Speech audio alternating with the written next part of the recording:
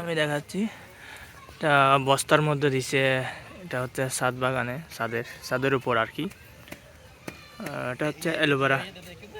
Aloe vera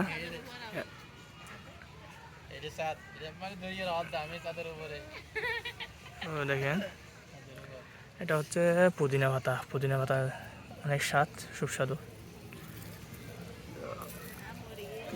এটা মরে গেছে।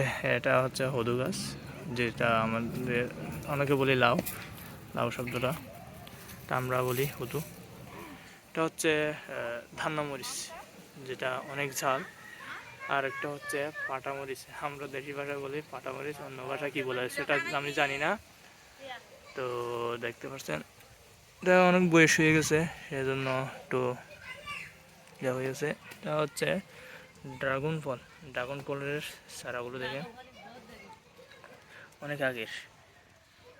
তো আমি দেখাচ্ছি ঘুরে ঘুরে, দেখছেন এটাও মরিচ গাছ, দান্না মরিচের গাছ। তো আমি দেখাচ্ছি, এটা হচ্ছে, এটা কি গাছ সেটা আপনারা কমেন্ট বক্সে জানাবেন অবশ্যই।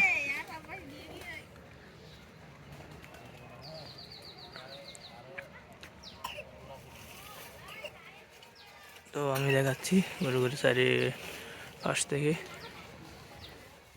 দেখেন এটাও ধান্না মরিচের গাছ। এগুলো অনেক বুড়ো হয়ে গেছে, অনেক বয়স্ক হয়ে গেছে আর কি। তো এটাও মরিচ গাছ।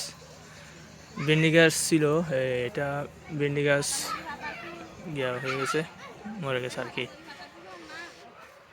এটা হচ্ছে পাতাবাড়ি, পাতা ফুল গাছ বলে ডাকে, সেটা আমি কি বলে সেটা জানি না, আপনারা হয়তো জানতে পারবেন এগুলো কি গাছ। এটা হচ্ছে পেঁপে গাছ। পেঁপে গাছগুলো অনেক ছোট্ট।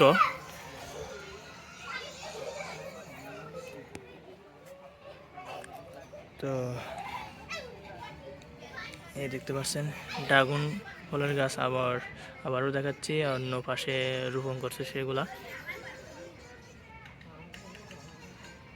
এটা হচ্ছে অ্যালোভেরা, যেটা আছে সেটা হচ্ছে অ্যালোভেরা। তো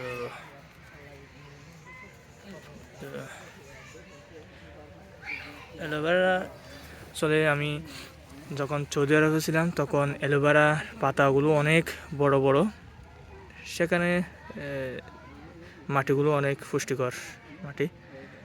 তো যেহেতু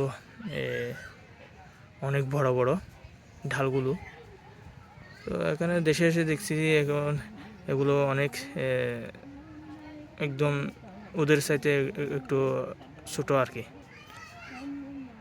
এদের পাতা অনেক বড় ছিল, যখন আমি খাইয়েছিলাম ওদের রসগুলো পাতার